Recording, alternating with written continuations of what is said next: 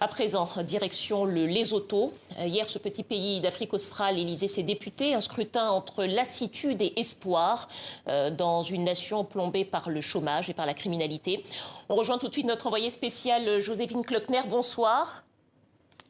Bonsoir. Alors, le dépouillement a commencé hier soir. Est-ce qu'on a déjà les premières tendances ? Alors la commission électorale est encore très occupée à décompter les bulletins de vote, mais oui, pour l'instant, il y a une tendance très forte qui se confirme d'heure en heure. C'est le succès du tout nouveau parti RFP, Révolution pour la prospérité.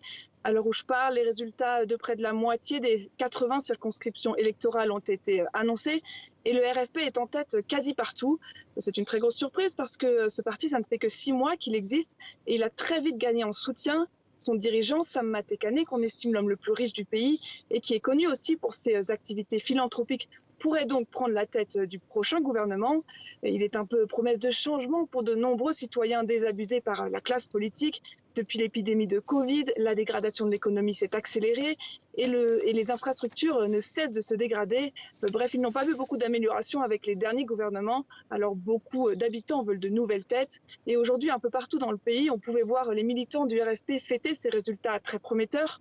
D'ailleurs, selon la commission électorale, la participation est légèrement en hausse par rapport aux dernières élections de 2017, où moins de la moitié des habitants avaient voté. Selon ces premiers résultats, le RFP aurait la majorité, mais pas la majorité absolue, qui pourrait lui éviter d'avoir à former une coalition. S'il y arrivait cependant, ce serait une première depuis 10 ans, mais ça on ne le saura vraiment qu'une fois les résultats finaux annoncés.